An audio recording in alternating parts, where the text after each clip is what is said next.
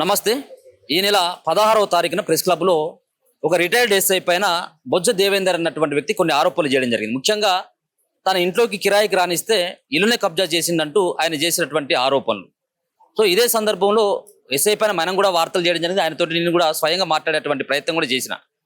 So ఒకవేళ మీరు నిజంగా కనుక వాళ్ళ దగ్గర నుంచి కబ్జా చేసుకున్న వాళ్ళ దగ్గర నుంచి మీరు ఏమైనా తీసుకున్నట్టయితే ఇచ్చేయాల్సినటువంటి అవసరం కూడా ఉంటుందని చెప్పేసి నేను కూడా ఎస్ఐ గారికి, రిటైర్డ్ ఎస్ఐ అయినటువంటి జక్కు రవీందర్ గారికి కూడా చెప్పడం జరిగింది. ఈ సందర్భంలో ఈ రోజు ఆయన ఇదే ప్రెస్ క్లబ్ లో ఆయన కూడా మీటింగ్ పెట్టడం జరిగింది. అసలు నా తప్పేం లేదు, ఆయన నాకు దగ్గర ఉన్నటువంటి స్నేహితుడు. సో దగ్గర కూడా మేము కలిసి తిరిగినటువంటి వాళ్ళం కాబట్టి ఆయన పైన నమ్మకంతో నేను విడుదల వారిగా కొన్ని పైసలు ఇచ్చిన. నా దగ్గర కొన్ని ఆధారాలు కూడా ఉన్నాయి, కొన్ని ఫోన్ రికార్డులు కూడా ఉన్నాయి, కొన్ని కాగితాలు కూడా ఉన్నాయి. సో నన్ను మోసం చేయడం కాకుండా తన స్నేహితులను సైతం కూడా మోసం చేసి కోట్ల రూపాయలు వసూలు చేసి ఒక డ్రామా ఆడుతా ఉన్నాడు. అమాయకంగా నటిస్తూ ఎంతో మందిని వరంగల్, కాజిపేట, హన్మకొండలో చాలా మందిని మోసం చేసిందంటూ ఈ రోజు ప్రెస్ క్లబ్ లో కొన్ని ఆధారాలని, కొన్ని ఫోన్ రికార్డులను కూడా ఆయన బయట పెట్టడం జరిగింది. ఆయనతో పాటు రిటైర్డ్ ఎస్ఐ అయినటువంటి జక్కు రవీందర్ తో పాటు మరో బ్యాంక్ ఎంప్లాయీ కూడా 55 లక్షల రూపాయలు ఆయనకిచ్చి మోసం పోయింది. సో ఆమె కూడా ఈ రోజు ప్రెస్ మీట్ లో ఆమె కూడా పాల్గొనడం జరిగింది. వీళ్ళు ఇక్కడ కనబడుతున్నటువంటి వాళ్ళే. ఈయన రిటైర్డ్ ఎస్ఐ. పోయిన నెల మీరు రిటైర్మెంట్ అయింది సార్, మొన్న జూన్ 30కి రిటైర్మెంట్ అయినటువంటి ఎస్ఐ గారినే 42 సంవత్సరాలు ఏమో 43 సంవత్సరాలు సర్వీస్ లో ఉన్నటువంటి ఎస్ఐ గారు. ఇక్కడ పక్కకు కనబడుతున్నటువంటి ఈమె ఎంప్లాయీ, బ్యాంకు ఎంప్లాయీ. ఈమెను కూడా 55 లక్షలు ముంచేసి అవతల పడ్డాడు. బొజ్జ దేవేందర్ 16 తారీఖున వచ్చి మా మీద ఎలిగేషన్ చేస్తే తొలి వెలుగు నుంచి మీ దగ్గర నుంచి ఇక్కడ నుంచి నాకు అడిగితే ఫోన్ చేసి అప్పటికప్పుడు మాట్లాడినా నేను రావడానికి సిద్ధంగా ఉన్నానని చెప్పినాను. కాకపోతే నేను రిటైర్డ్ 30 తారీఖు అయినా కాబట్టి సెకండ్ నుంచి ఆ అపార్ట్మెంట్ ఉండుట్లా నా ఫ్రెండ్స్, నా మిత్రులు, ఆయన బాధితులు, అప్పుడప్పుడు పోలీసులు వాళ్ళు వీళ్ళు వస్తే ఈయన పాలు పోక అక్కడికి వెళ్ళి పరారాయి వచ్చిండు. ఆయన అంతకుముందు పోలీస్ స్టేషన్ పిలిపించి అక్కడ డిఎస్పీ ఆఫీస్కి పిలిపించి నా మీద ఒక ఎలిగేషన్ క్రియేట్ చేసిండు. ఈయన తుపాకీ పట్టి బెదిరిస్తున్నాడని, ముందు యూనిఫామ్ పెట్టిండని. యూనిఫామ్ సేఫ్టీ సెక్యూరిటీ పర్పస్ లా నాది ఇల్లు అన్నప్పుడు నేను బరాబర్ నేను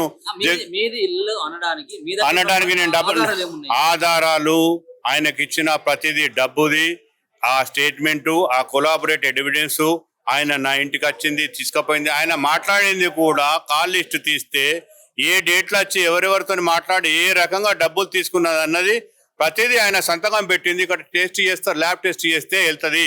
ఈయన సంతకం కాదా, ఈయనది ఆ డబ్బులు తీసుకున్నది ఆయన చెక్ ఇచ్చిన వాళ్ళు ఇప్పించిన డబ్బు. ఆ చెక్కు నాది కాదు, చెక్కు దొరికితే ఒరిజినల్ చూపెట్టాను అన్నాడు. జిరాక్స్ ఉన్నదంటే ఇప్పుడు చెక్కు ఒరిజినల్ దొరికింది, రా మాట్లాడు, ఆ చెక్కు నాదా నీదా తెలుస్తుంది. ఇంకో చెక్కు కొటక్ మహీంద్రా నుంచి 1,50,000 రూపాయలు పలాని 24-21 డేటు 6 డ్రా చేసింది. మీకు ఆ వ్యక్తి ఎవరు పరిచయమా? ఆయన తీసుకొని రా. ఇంకో 2 లక్షల రూపాయలు తీసుకున్న వ్యక్తి ఓం సాయి కిరాణం అని వరంగల్ అని చూపెడుతున్నావు, డ్రా చేసినావు, ఆయనకి ఇచ్చి ఏ కమిషన్ ఈ వీడియో ఆడియో ఎవిడెన్స్ అంటావు. నేను 2% ఇచ్చి తీసుకున్నా సార్. ఏంది సార్? నేను కిరాయి కన్నది లేదు, ఆ అసంభవం కిరాయి కన్న సంభవం. Rental agreement rental agreement. నేను ఆ ఇంటిలోకి వెళ్ళినప్పటికీ ఆ పుస్తకం బుక్ నాది, అదేమంటారు ఇది ఆల్బమ్, ఆ ఆల్బమ్ చేసినాడు. నువ్వు లేవా? ఆడబిడ్డ కట్నం పెట్టినట్టు నీకు ఎవరు పెట్టి? నీ ఆడబిడ్డలు వచ్చినా, నీ భార్య తరఫు ఆడబిడ్డలు వచ్చినా? మేము పెట్టినాం. నీకు అందులో గృహప్రవేశం అని రాసిలేదా? నీకు యజ్ఞం చేసినప్పుడు అందులో నీకు దాంట్లో మేము ఆవులాగం జొరగొట్టినాం. నువ్వు హిందూ సాంప్రదాయ ప్రకారంగా ఆవులాగం జొరగొట్టి సత్యనారాయణ వ్రతం చేసి ఇవన్నీ మీరు ముందు జాగ్రత్తగా ఉండి మోసం చేసిన. ఇంట్లో అయ్యగారు ఉంటాడు పైన, ఆయనను పిలిపిస్తా అంటే ఆయనకు మంత్రాలు రావు ఏం రావు అని చెప్పి ఆయన అద్దాను. మళ్ళీ నా మీద లేనిపోని ఎలిగేషన్స్. ఈయన ఆదిలాబాద్కి వెళ్ళి వచ్చాడు, మాకు మంత్రాలు చేపిస్తున్నాడు. మా పానం ఎట్లా అయిపోయింది, నా భార్య ఎట్లున్నది, నా పిల్లలు ఎట్లా అవుతుంది, నేను ఎట్లా అవుతున్నా ఆ మేడం దగ్గర వచ్చేప్పుడు నేను మంత్రాలు సంత్రాలు నేను నమ్మ నీకు చెప్పి నేను December 24th ఇనాగ్రేషన్ చేసినాను. ఆయన చెప్పిన డేటే ఆయన చెప్తాడు. తప్పు September 2కు చాబీ ఇచ్చిన అని చెప్పి నేను చాబీ ఇచ్చింది పోయింది, అవన్నీ పెయింట్స్ వేయించినాయి, 17 రోజులు రంగులు వేయించాడు ఉన్నాయని ఎవిడెన్స్ ఉంటాయి కదా. నాకు 12 డిసెంబర్కు చాబీ ఇచ్చింది. ఆ 10వ తారీఖు నాడు నీ కింద అవన్నీ సాఫ్ చేయించి, అంతకుముందు సాఫ్ చేయించడానికి 38,000 నేను SBI బ్యాంకు ద్వారా ఇచ్చిన పైసలు ఆ డేట్లు అన్నీ ఉన్నాయి సార్. నమ్మకంగా నాకు ఆ పేపర్ రాసింది ఉన్నది కదా, నేను ఇల్లు అమ్మిన దానికి అని చెప్పి పైసలు తీసుకున్నాయని సార్. ఒరిజినల్ గా సార్ నమ్మక ద్రోహం చేస్తా అంటే నీకు అత్యవసర పరిస్థితులు ఆదుకున్నాం. అది జల్లదన్నప్పుడు నా పైసలు నాకు ఇస్తా అని చెప్పి ₹1.5 కాడికి ఇస్తా అని అన్నావు.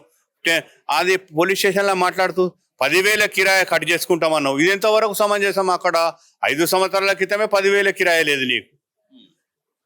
10,000 అది అంటే కట్ చేసుకో. ఆ 16 లక్షలకు ఎన్ని ఇంట్రెస్ట్ చేస్తావు వచ్చాయి? నీ ప్రకారం లా ప్రకారంగా అడ్వకేట్ కానీ అడ్వకేట్ని పట్టుకొని వచ్చినావు.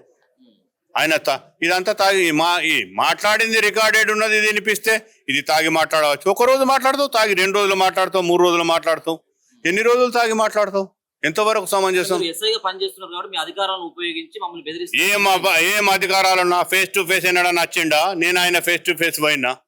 అధికారం ఉపయోగించి ఆయన మీద ఏమన్నా కేసులు పెట్టి లోపటేపించినా? ఏమన్నా కేసులు ఎఫ్ఐఆర్? ఇది సివిల్ కేసు అంటాడు. నువ్వు ఇచ్చిన చెక్కు ఇది 65D ప్రకారంగా BSA భారతీయ సాక్ష్య అధినాయ ప్రకారంగా నేను ఎఫ్ఐఆర్ చేపిస్తే ఎఫ్ఐఆర్ అవుతుందా కాదా? మీరే చెప్పండి. లా ప్రకారం తెలుసుకోండి, నా ప్రకారం కాదు.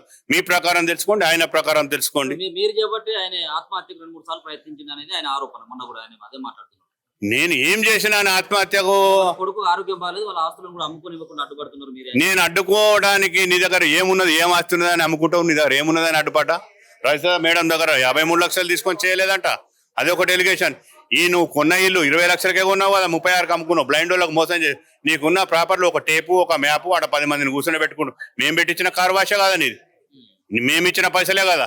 దాంట్లో కూర్చుండి 10 మందితో కూర్చుండి కార్ వాష్ పెట్టుకొని రాజకీయ నీకున్న ఇల్లే 2007 తీసుకున్న 5,90,000 ఇప్పటిదాకా దాన్ని కట్టకుండా దాన్ని అమ్ముకొని వెళ్ళకుండా నీకున్న ప్రాపర్టీస్ ఏంది?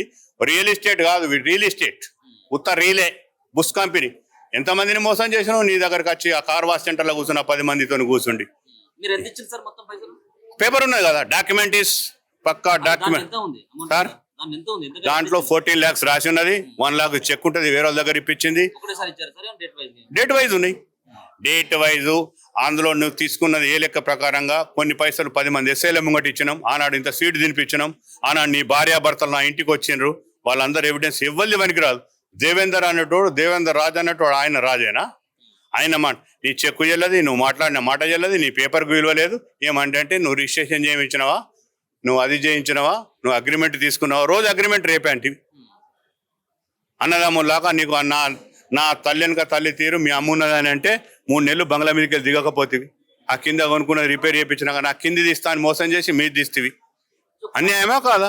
ఫైనల్ గా చూసేది కూడా కోర్టులు కూడా రిజిస్ట్రేషన్ అయినాయా లేవా, అగ్రిమెంట్ సరిగ్గా ఉందనేది లేదనేది. అరే నేను కూర్చున్నప్పుడు చెప్పినా కదా, మొన్న కూడా నీవు న్యాయం తప్పినావు, ఆ ఇల్లు అమ్ముకున్నావు, 20 మందికి మోసం చేస్తే నీ ఇంటి చుట్టూ తిరుగుతున్నారు కదా, ఆ ఇల్లు తీసుకో, నా ఇల్లు ఇస్తా, తీసుకో, నా పైసలు నాకు వాడే అంటే ఏమన్నావు? ₹1.5 కట్టిస్తాం. నీ ఇష్టం, 5 సంవత్సరాల తర్వాత ₹1.5 కట్టిస్తాం. ఓకే, నీ దగ్గర ఏమున్నాయని కట్టిస్తావు? ఉన్న ఇల్లు బ్యాంకులో ఎంత ఉన్నదో తెలియదు. ఆ HBDయా HDB బ్యాంకు, ఆ బ్యాంకు అడ్రస్ చెప్పు. బ్యాంక్ ఆయనకి ఏం చెప్తావు? నాకు ఇల్లు అమ్మినా వేస్తున్నాయి. రెండోది చెప్తావు సార్తో సెటిల్మెంట్ అవుతున్నది, ఇక ఫైనల్ చేస్తా అని చెప్తావు. ఆ బ్యాంకు వాళ్ళతో పిలిచి మాట్లాడి సెటిల్మెంట్ చేయి, ఫైనలైజ్ చేయి.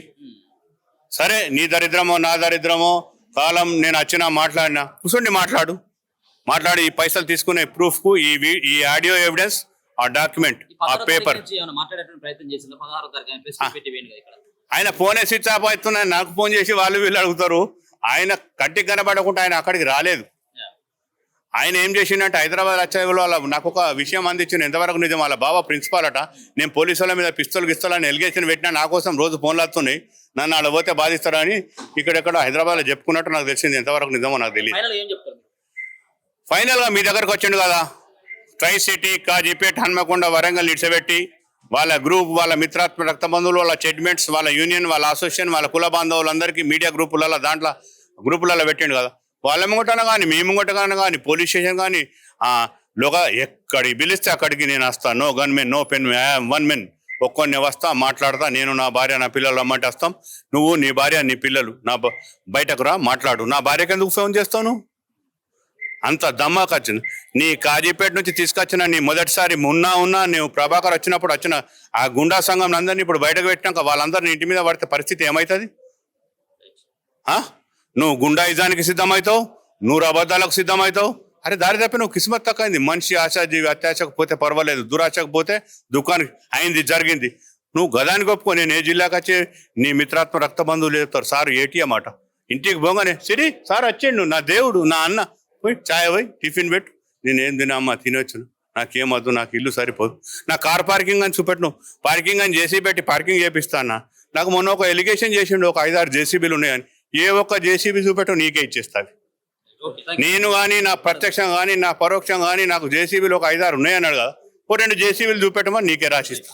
మేడం మీరు రండి ఒకసారి. మీరు బ్యాంక్ ఎంప్లాయా?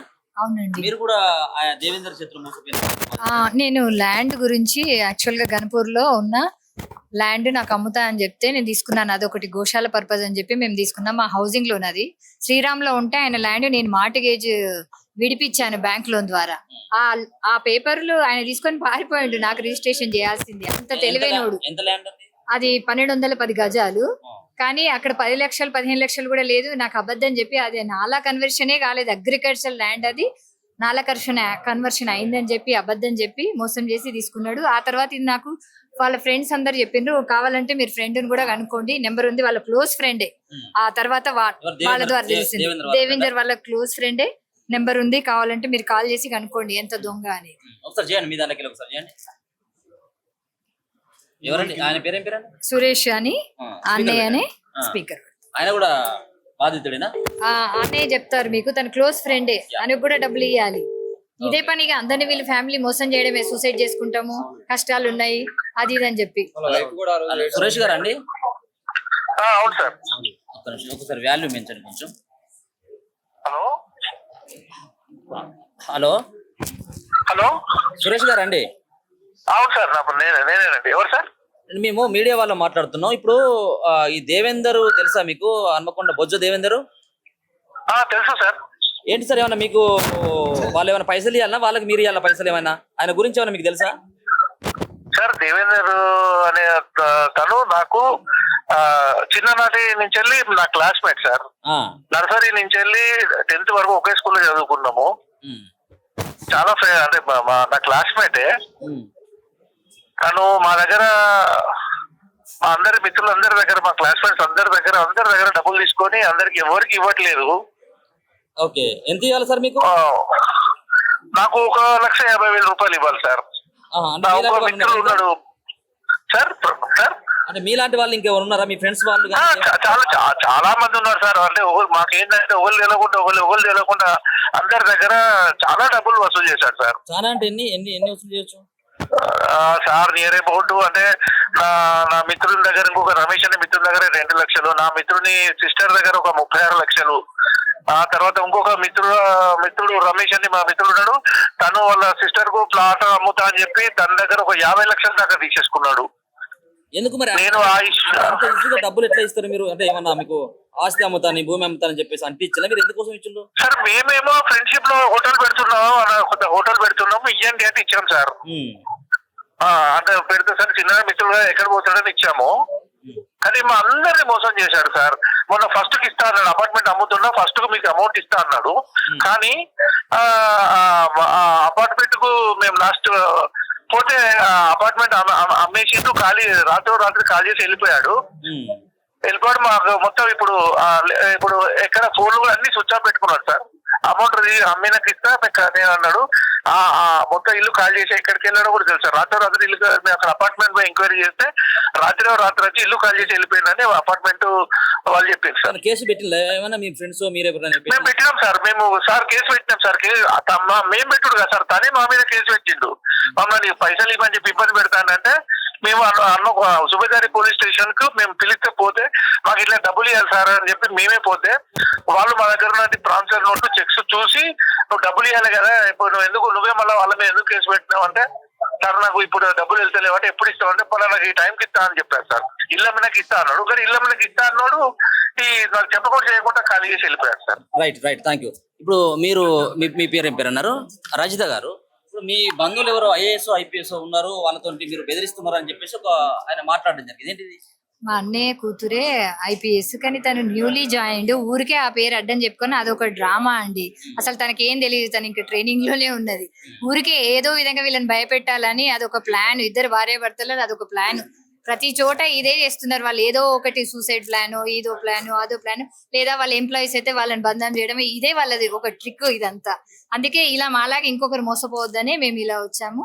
ఇది మీరు గమనించారు. 55 లక్షలు ఎట్లా ఇచ్చారు? చెక్ల రూపంలో ఇచ్చారా లేదా అమౌంట్ ఇచ్చారా? అన్ని ఆన్లైన్ ట్రాన్స్ఫర్ ఏనండి. నా హౌసింగ్ లోన్ ప్రొసీడింగ్స్ డైరెక్ట్ ఆయన అకౌంట్ లోకి వెళ్ళాయి. అగ్రిమెంట్ కూడా ఉంది. ఇప్పుడు ఏ ఇయర్ లో ఉండేది? 2023. 23 విడతల వారిగా మీరు కూడా ఇచ్చారా? విడతల వారిగానే ఇచ్చాము, కానీ అన్ని ఆన్లైన్ ట్రాన్స్ఫర్స్ ఉన్నాయి, ఏవి నాకు ఇయ్యలేదు అని అబద్ధం చెప్తున్నాడు. కానీ అన్ని ఆన్లైన్ ట్రాన్స్ఫర్సేనండి. ఓకే. అబద్ధం ఇదొకటి తప్పించుకోవడానికి ఒక తెలివి, ఒకటే ల్యాండ్ని 2-3 చూపించి వాళ్ళ దగ్గర డబ్బులు గుంజడం, ఇదే పని అన్నమాట. మాలా ఇంకొకరు మోసపోకూడదని మేము ఇంత దూరం వచ్చింది సార్. ఎక్కడండి ల్యాండ్ ఎక్కడ మీకు? అమ్మింది? గన్పూర్ శివునిపల్లి అండి, గన్పూర్ దగ్గర శివునిపల్లి. మీరు పెట్టారా? ఏమైనా కేసు పెట్టారా? పెట్టామండి, ఎఫ్ఐఆర్ ఫైల్ చేసాం. ఎప్పుడు చేశారు? ఒక 6 months అయిందండి. 6 అంటే months. మీతో ఏమైనా మాట్లాడే మళ్ళీ మీ అమౌంట్ మీకు ఇస్తామనో లేకపోతే మళ్ళీ లేదు, నాకు కనబడకుండా తిరుగుతున్నాడు. ఎత్తాడు, ఫోన్ ఎత్తాడు, స్విచ్ ఆఫ్. ఆయన మొన్న వీడియో కూడా చూసింది, ఇక్కడ ప్రెస్ మీట్ పెట్టిండు. చేశారు, అందుకనే మేము ఇలా అందరికీ వేసి చెప్తున్నాడు, ఇంకా ఎంతమందిని మోసం చేస్తాడో అని ఇలా ముందుకు వచ్చాం సార్.